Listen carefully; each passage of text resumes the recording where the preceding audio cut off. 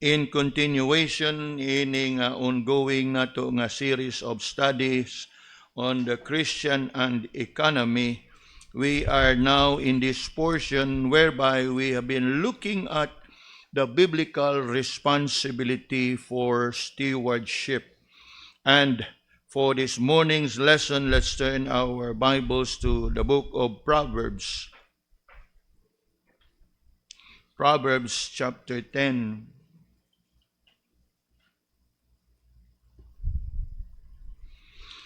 And we will read two verses from this chapter. First, verse 15, and second, verse 22.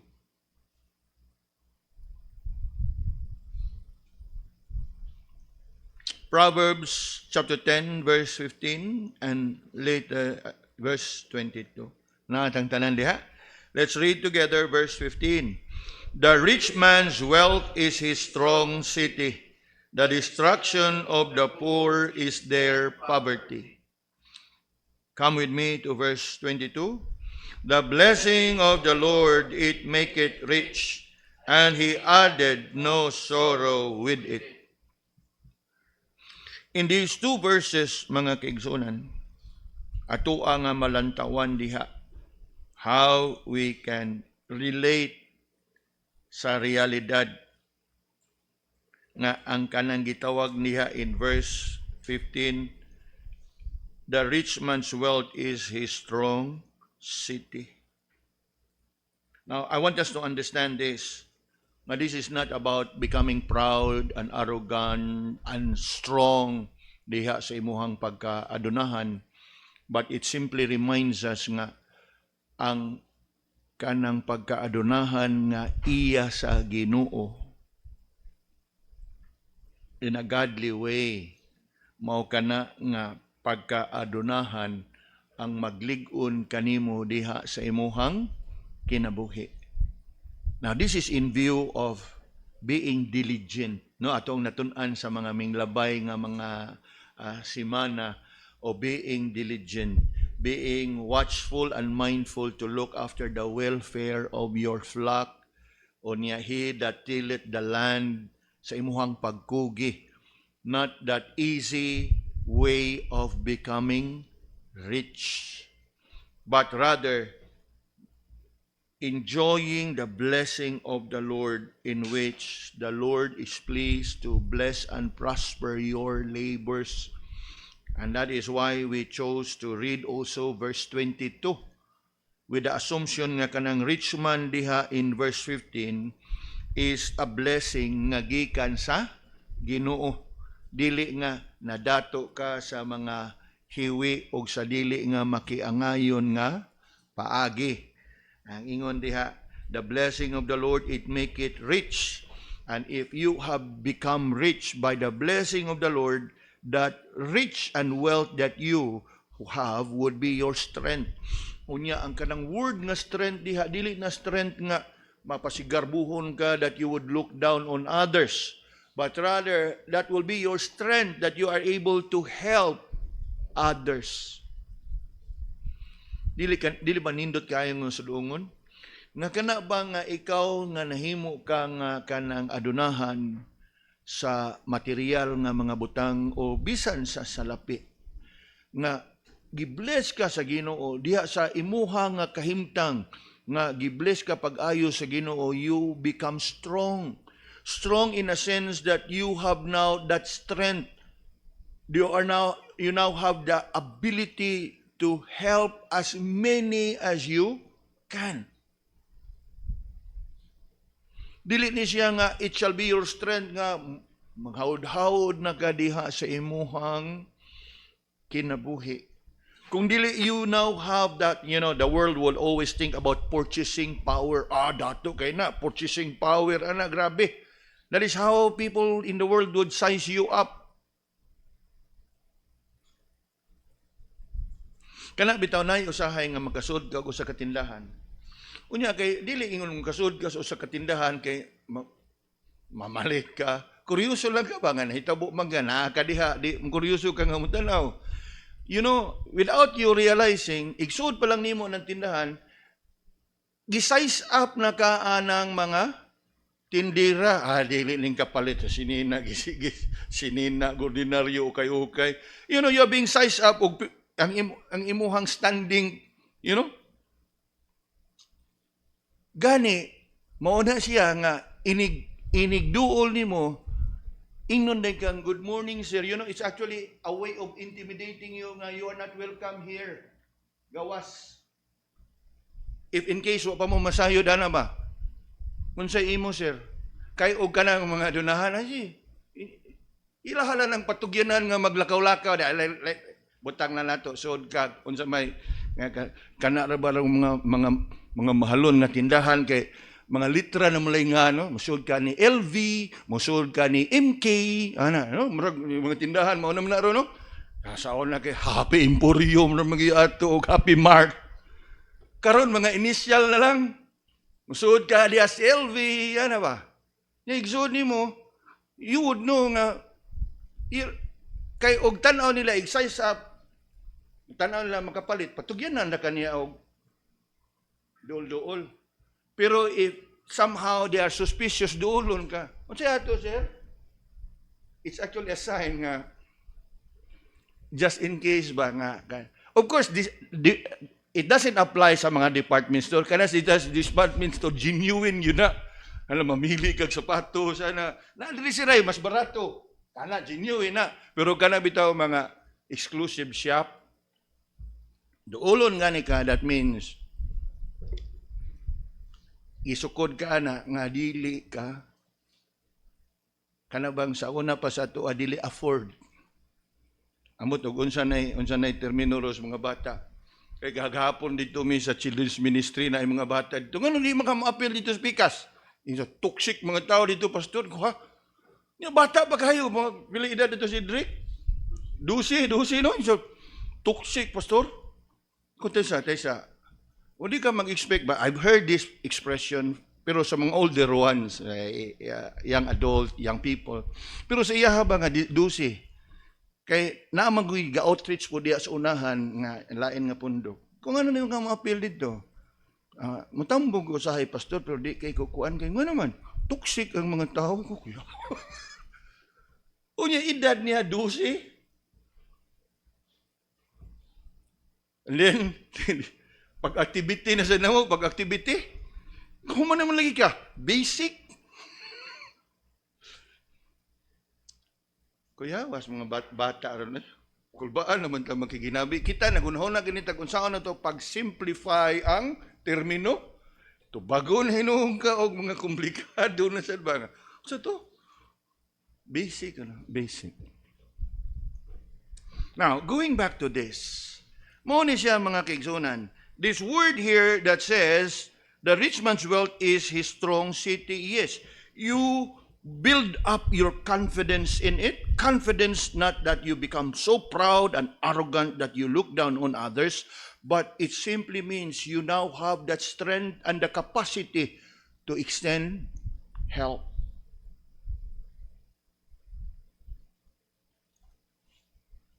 Ug mauna siya maingon nato panalangin sa usa ka tawo nga adunahan. Unya na adunahan nga pinaagi sa ligdo nga pamaagi. You know, previous study na to, he that tilleth the land shall never be in hunger. Ang pagkugi, apan, unsa diha ang sunod nga bahin, welcome. Sa sunod nga bahin, sa pikas nga bahin diha sa verse 15, the destruction of the poor is their poverty. Poverty in a sense nga diin kay poverty nga dili magkugi, diha sa pagtapol, diha sa kanang pagdumili ba sa pagtrabaho, idleness and laziness. Mao kana liha ang kanang ingon pa, ang kadautan, the destruction of the poor is his poverty. Now, ato ni siyang sabton, wa ni siya magtudlo nga luoy gyud ang mga kabos in a way nga ang kabos will be equated sa kadautan. But looking at it in view sa atong gitun-an, kini nga kadang kadautan resulta ni siya sa kakabos nga bunga usab sa pagkatapulan sa usa ka tao. Brother, ma'am, pwede ka magkabalhin diri siguro, ma'am, bisan likod ni Antien para magkatupad mo sa imuhang kanang kuan. Kay dinhi magud ni pwede rin nimo taparan dito imong mama Philip. Philip ba to no? Ngalan niya no? Philip? Okay. Ha? John Philip. Okay. Diha kana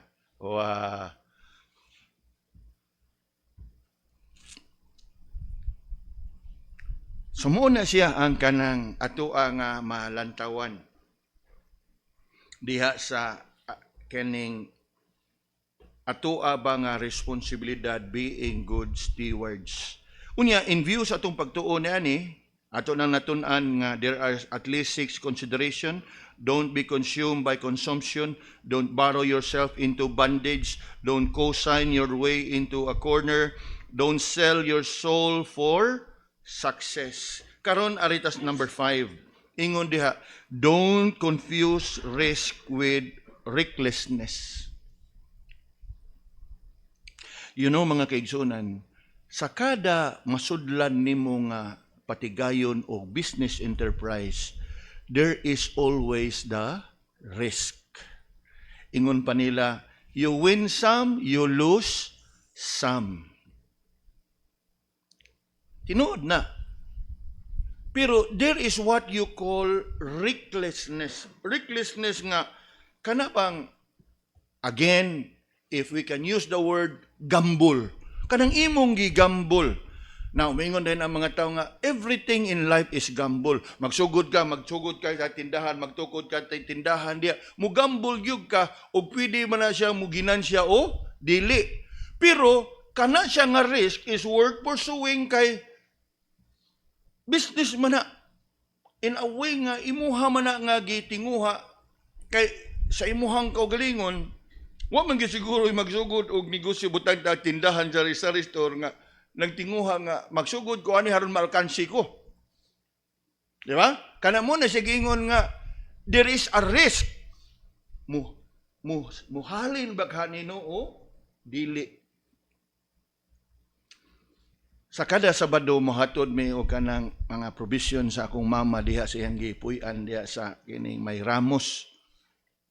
Unya, dihaan ang iyahang kanang unit, ang ubos na tanan na ay mga stalls.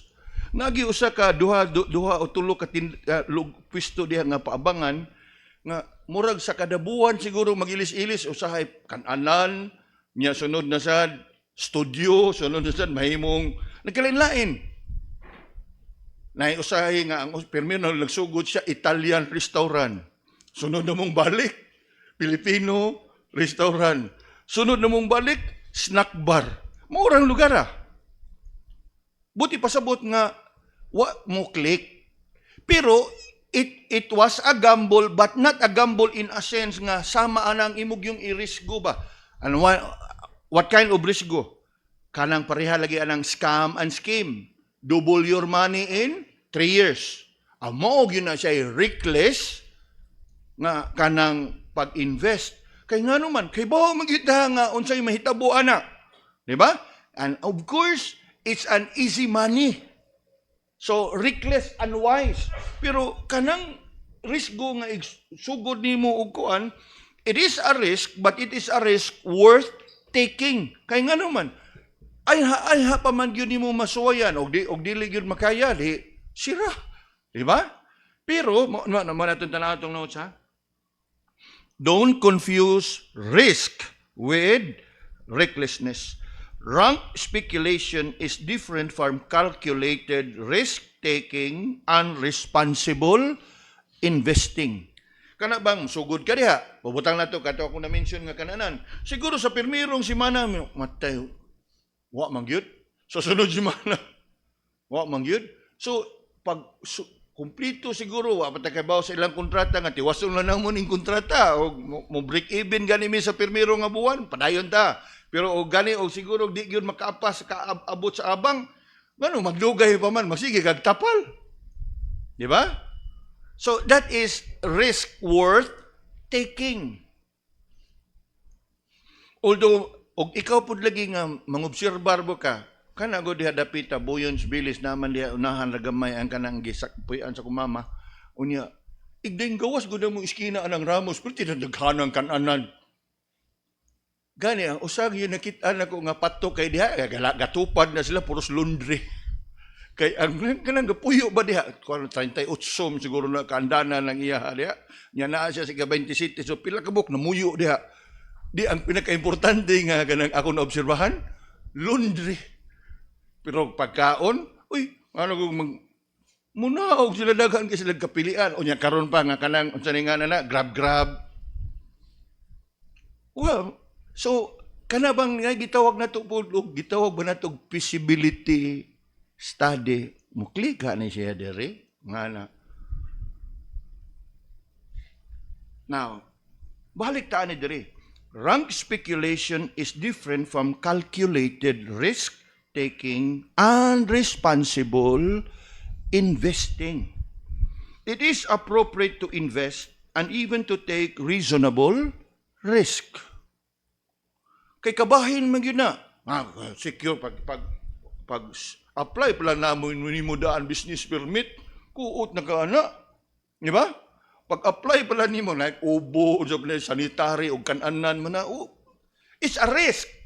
Pero kana nga risk, naagyo kay ingon pa nato nga posible nga return of investment. Nga kana bang, dili ba ingon nga, usa ka bundak, ingon na ito, double your money. Ninumdum na ko na usa to sa una katong grabe to nga kuan legacy o katong aman nga scam unya murag katong bag-oron katong kapa murag di na kay katong yung mga big time big kanang large scale nga estapa katong legacy og aman mao to ang mga dagko kay atong panahon na nga lagi ang mga retired nga mga maestra wagi pang invest na na hinuon gani og ato tong isipon tong kapa murag dili kay ito kuan kay baboy man ito ilang, murag baboy man ito nga, makakuan kagusa, murag maguwang raman ito gamay sa kanang tampo-tampo ba nga, okay, tampo mo og 50 pesos, buhit ag baboy niya, ikuan, lapaon, okay, 2 ka kilo imo, ano.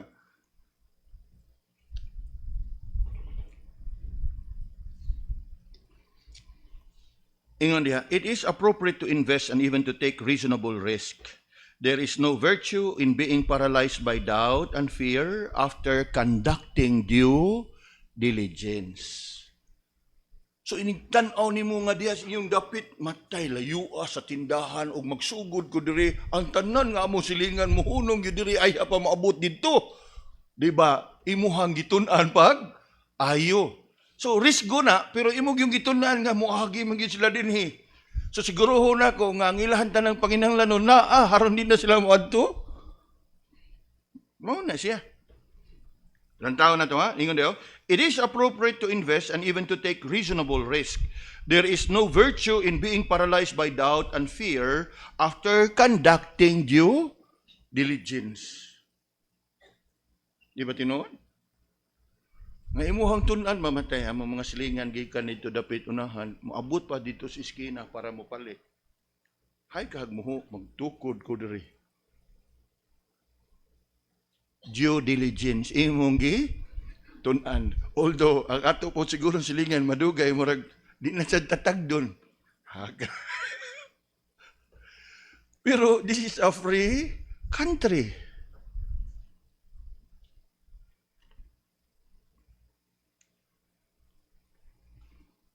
Ingon diyaw, there is no virtue in being paralyzed by doubt and fear after conducting due diligence. Nga sa imong obserbar. Now, think about it. Ecclesiastes 11:4 warns that if you fear the wind, you will never have the courage to sow your seed. And if you fear the clouds, you will never set out to harvest lest it rain on you. Naamgirisgo. Pareha ragod ana nga mingon matay muuwan magyud siguro bisag hayag kay murag muuwan adi lang ko ugma lang tam lakaw. Ikaw ugma sen muuwan gyapon muuwan. You know? It's useless. Ingon diha. There's no virtue in being paralyzed. Now, we will continue our study on this fifth consideration next Lord's Day, God willing. Lord, salamat sa imuhang pagtudlo kanamo, pagdala kanamo diha sa kamatuoran. Nga diin among nalantawan, among napanaminan, how best we can pursue all our plans and purposes in life by going through, O Lord, the biblical principles in which we ought to be guided, in which we are to observe and keep, in order for us to abide in thy word, in your way, and according to your will. Be with us nining tungura as we are about to begin our worship service. In Jesus' name we pray. Amen.